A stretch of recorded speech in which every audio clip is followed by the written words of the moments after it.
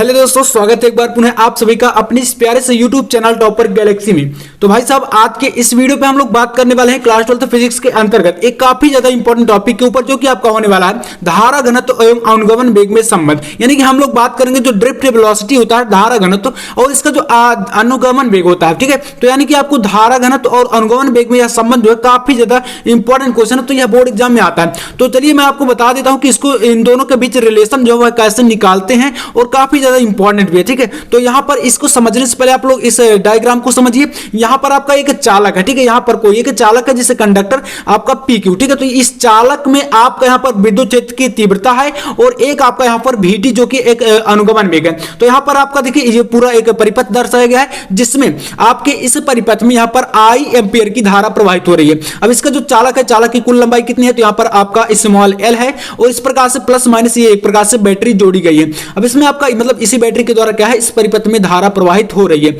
अब इसके बाद यहां पर आपको थोड़ा सा जो है लैंग्वेज कैसे लिखने हो, तो वह चलिए देखते हैं। यहां पर आपको इतना मतलब डायग्राम ऐसा ही बनाना है, बाकी इसके बाद आपको जो इनमें दोनों में बीच रिलेशन जो दर्शाना है वह आपका कैसे होगा। तो लिखेंगे कि माना, ठीक है, देखिए यार, अगर आप डायग्राम बनाते हैं और उसका आप लोग का जैसे कोई व्याख्या करनी है या व्यंजक आपको कोई भी डेरिवेशन करना है, तो उसमें सबसे पहले आपको लिखना पड़ता है। ठीक है, तो यहां पर आप यह लिखेंगे कि माना PQ एक चालक है। ठीक है, यहां पर हमारे पास PQ क्या है, एक चालक है। इसके बाद है जिसकी लंबाई स्मॉल l तथा अनुप्रस्थ काट का क्षेत्रफल आपका कैपिटल A है। मतलब देखिए जो चालक है इसकी लंबाई कितनी है, आपकी स्मॉल l है, और इसके अनुप्रस्थ काट का क्षेत्रफल यानी कि जो इसका एरिया है वह आपका क्या है, कैपिटल A है। आप देखिए एरिया और यहां पर लंबाई का क्या मतलब है, अभी यह आपके काफी काम की बात है। तो इतना करने के बाद आपको यहां पर इसका जो है आयतन निकालना पड़ेगा, यानी कि जो एक चालक है इसका आयतन निकालना है। तो देखिए जो आपका आयतन होता है वो क्या होता है, लंबाई गुणे चौड़ाई गुणे ऊंचाई होता है। अब लेकिन यहां पर हमारे पास जो एरिया है और क्षेत्रफल जो दिया है, क्षेत्रफल का क्या होता है,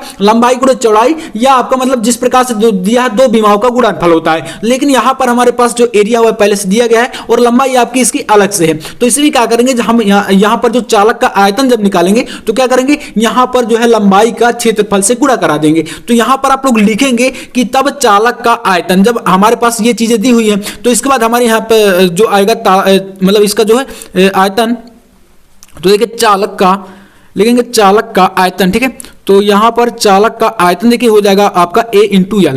मतलब हमने यहां पर कुछ नहीं किया, सिर्फ हमने क्या किया, जो लंबाई है उसका गुणा करा दिया क्षेत्रफल से। ठीक है, तो यहां पर आपका पूरा क्या होगा, वॉल्यूम निकल आएगा, यानी कि आयतन निकल के आ जाएगा। तो इतना आपको ये कर देना। बाकी इसके बाद क्या लिखना, देखिए यहां पर लिखना कि यदि चालक के प्रति एकांक क्षेत्रफल पर मुक्त इलेक्ट्रॉनों की संख्या स्मॉल n हो, यानी कि जो आपका यह चालक है इसमें क्या कर रहा है कि प्रति एकांक, मतलब कि प्रति एकांक क्षेत्रफल की बात करी गई, तो उस पर क्या है, मुक्त इलेक्ट्रॉन अगर आपके कैपिटल N है, तो आपके कुल चालक पर कितने इलेक्ट्रॉन होंगे। तो यहां पर आपको क्या करना है, इस आयतन में जितना आपका पूरा आयतन है उतने में आपको N का गुणा करा देना है। मतलब देखिए अगर हम प्रति एकांक क्षेत्रफल की बात करें, तो हमारे पास अगर पूरे का निकाल रहे हैं तो हमारे पास पूरा आयतन कितना है, तो आपका कैपिटल यहां पर कैपिटल A इंटू L है। तो इसलिए आपको यहां पर जो अगर कुल क्षेत्रफल पर निकालना है तो क्या करेंगे, आपको AL में N से गुणा करा देना है, यानी कि मल्टीप्लाई A इंटू L। तो यहां पर आपका चालक में जो मुक्त इलेक्ट्रॉन होंगे वह आपके हो जाएंगे AL इंटू N। ठीक है,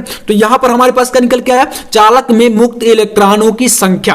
तो ये आपके पास इतना निकल के आया। आप देखिए इसके बाद आपको यहां पर क्या जरूरत पड़ेगी, तो इतना आपको करने के बाद आपको यह देखना है कि आपका जो इलेक्ट्रॉन पर आवेश हो वहां पर जो है स्मॉल e होता है। ठीक है, यानी कि इलेक्ट्रॉन पर जो आवेश होता है उसको हम e से डिनोट करते हैं, आप सभी जानते हैं। ठीक है, आवेश की बात करें तो यहां पर e से डिनोट करेंगे। इसके बाद आपको क्या करना है, जो आपका PQ चालक है इस पर कुल कितना आवेश होगा ये हमें निकालना पड़ेगा। यानी कि देखिए हमने क्या निकाला है, सबसे पहले हमने आयतन निकाला, आयतन के बाद हमने क्या निकाला, इसके पूरे आयतन में कितने इलेक्ट्रॉन है, सॉरी कितना आपका यहां पर जो है मतलब इलेक्ट्रॉनों की संख्या है वो निकाला। अब क्या करना है, इलेक्ट्रॉन पर आवेश कितना है, आवेश निकालना है। तो यहां पर आप क्या करेंगे, इसमें करेंगे कि जब यहां पर चालक PQ जो है इस पर जो आपका कुल आवेश है वह कितना होगा। तो इसके लिए क्या करना है, सबसे पहले आपका जो कुल इलेक्ट्रॉनों की संख्या है आप आपको उसी में जो है गुणा करा देना है एक इलेक्ट्रॉन के आवेश से। मतलब यहां पर हम लोग एक इलेक्ट्रॉन की बात करेंगे तो हमें यहां पर पूरे का चाहिए, और पूरे आपके इलेक्ट्रॉनों की संख्या यहां पर मुक्त इलेक्ट्रॉनों की संख्या कितनी है, Al इंटू n है, तो इसलिए हम लोग यहां पर E का जो है गुणा करा देंगे Al इंटू n में। तो यहां पर आपका जो चालक PQ है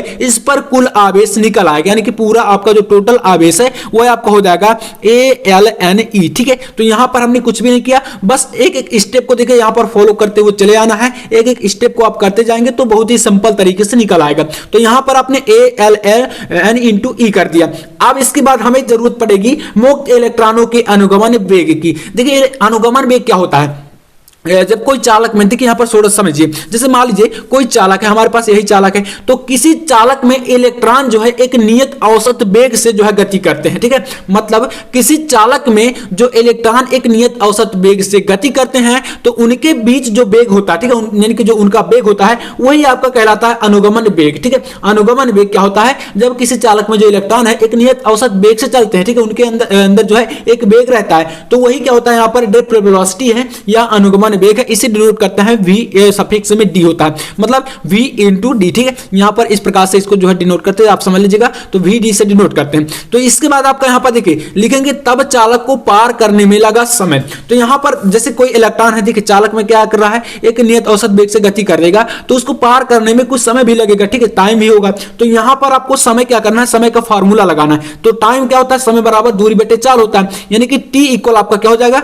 दूरी आपकी कितनी है, यहां पर समय का देखिए फार्मूला एक बार समझ लीजिए, समय बराबर क्या होता है, दूरी बटे चाल। तो यहां पर दूरी है और इसके बाटे में आपका यहां पर रहेगा चाल। तो इसके बाद देखिए यहां पर दूरी आपकी कितनी है, तो कुल आपका जो लंबाई है वह आपकी है स्मॉल l। तो मतलब यहां पर आप यही मानेंगे कि जो चालक की दूरी है वह आपकी हो जाएगी यहां पर स्मॉल l। तो इसके बाद यहां पर आपका लिख देंगे, जो दूरी की जगह पर स्मॉल l लिखेंगे, और जो आपका चाल है, चाल क्या है, किस वेग से चल रहा है, तो vd चाल से चल रहा है, यानी कि अनुगमन वेग जो आपका है वह आपका क्या है, vd है, तो मतलब vd वेग से चल रहा है। इसलिए आप क्या करेंगे, यहां पर बटे में लिख देंगे v into D, sorry into में नहीं है, ये सफिक्स में इस प्रकार से लगा हुआ है। तो आपका यहां पर जो मतलब समय लगा चालक को पार करने में वह कितना लगा, तो यल अपॉन vd लग गया। अब इसके बाद देखिए यहां पर परिपथ में बहने वाली धारा आई है, तो यानी कि आपका जो यहां पर परिपथ है इसमें आपकी धारा भी बह रही है। तो यहां पर देखिए स्टेप को समझना बाकी यार आसान है, यहां पर थोड़ा सा बस आपको प्रॉब्लम कहां पर होती है, तो इसको थोड़ा सा समझने में कि यार कहां से कौन सी चीज आ गई, तो ये चीजें आपको प्रॉब्लम करती हैं। तो देखिए परिपथ में बहने वाली धारा आपकी इसमें आई है, तो क्या लिखेंगे कि यदि परिपथ में बहने वाली धारा आई हो, तो चलिए लिखते हैं कि परिपथ में ठीक है बहने वाली धारा आई हो तो, ठीक है, तो यहां पर परिपथ में आपकी आई एम्पीयर की धारा बह रही है, तो आई हो तो इसके बाद देखिए यहां पर धारा बराबर क्या होता है, तो आवेश बटे समय होता है। अब देखिए धारा का फार्मूला, अब देखिए छोटे छोटे फार्मूले हैं तो इनको तो आपको तैयार करना ही पड़ेगा। तो धारा बराबर क्या होता है, यानी कि आई इक्वल आपका होता है Q अपॉन T, यानी कि आवेश बटे समय, यानी कि आपका यहां पर धारा बराबर क्या होता है, आवेश बटे समय, या आपको इससे जो है टाइम भी निकाल सकते हैं, आवेश भी निकाल सकते हैं, जिसकी जरूरत पड़ेगी आप उसी को फॉलो करके निकाल लेंगे। ठीक है, तो यहां पर आपका आवेश बटे समय हो गया। अब आपके पास जो आवेश है वह कुल कितना दिया गया है, तो आवेश आपके पास Al into E into V दिया है। मतलब यहां पर देखिए सबसे पहले थोड़ा सा आपको यहां पर यह समझना है, जो आपका यहां पर आवेश है, आवेश हमने कुल कितना निकाला था, तो हमने निकाला था AlNe। ठीक है, तो हमारे पास आवेश यहां पर यह दिया है, ठीक है, कुल आवेश जो चालक था, चालक का कुल आवेश हमारे पास AlNe, ठीक है, ये हमारे पास दिया गया था। थोड़ा सा जो है बोलने में मिस्टेक हो जाता है, लेकिन आपको लिखा हुआ देखना है ना, जो मैंने यहां पर लिख के रखा हुआ है उसको आप ध्यान दीजिए। तो यहां पर आप देखिए क्या करेंगे, यहां पर सिंपल सा आपको कुछ भी नहीं करना, आप सीधे से इसमें जो Q है आवेश, आवेश की जगह पर आपको सिंपल सा रख देना है AlNe। ठीक है, और इसके बटे में आपको क्या करना है, देखिए यहां पर मैं आपको बता रहा हूं,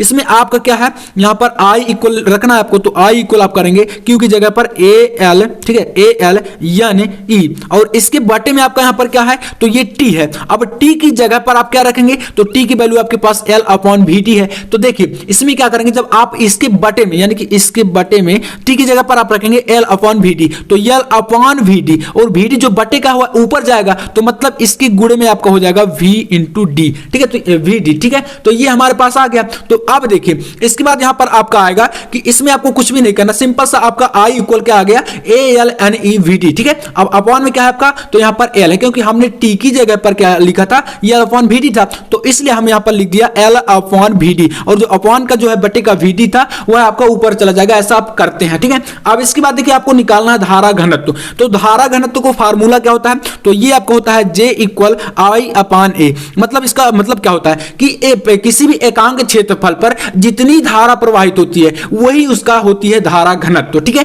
तो मतलब यहां पर J इक्वल आपका आ गया I/A। अब देखिए इसमें आपको सिंपल से यहां पर रख देना, कुछ नहीं करना। J इक्वल आपका आ गया, यहां पर I की वैल्यू आपको पूरी उठाकर यहां पर रख देना है और बस आपका निकल आया। तो यहां पर देखिए I की वैल्यू है आपकी यहां पर ALNEVD। अब इसके बाद बटे में क्या है आपका, बटे में आपका यल है। अब इसके बाद देखिए आपका बटे में फिर से A है, तो मतलब पूरी के बटे में जो A है ये आपका A जो है इसके गुणे में आ जाएगा। अब देखिए यल से यल कैंसिल हो जाएगा, A से A कैंसिल हो जाएगा और J इक्वल आपका यहां पर निकल के कितना आएगा, तो यही इन दोनों में संबंध दर्शाएगा। तो J इक्वल आपका यहां पर निकला NEV इंटू डी, ठीक है। इंटू में यार नहीं है, ये सफिक्स में बार बार बोल देता हूं। तो NEVD, ठीक है। तो ये हमारे पास धारा घनत्व और अनुगमन वेग जो कि VT है दोनों के बीच का रिलेशन है, ठीक है। तो इस प्रकार से आपको सिंपल तरीके से लिख देना है और आप यहां पर लिख सकते हैं कि यही अभीष्ट व्यंजक है, जो कि मतलब यार काफी महत्वपूर्ण था। तो आई होप आप समझ भी गए होंगे। तो चलिए मैं आपसे मिलता हूं नेक्स्ट वीडियो में, तब तक के लिए जय हिंद, वंदे मातरम।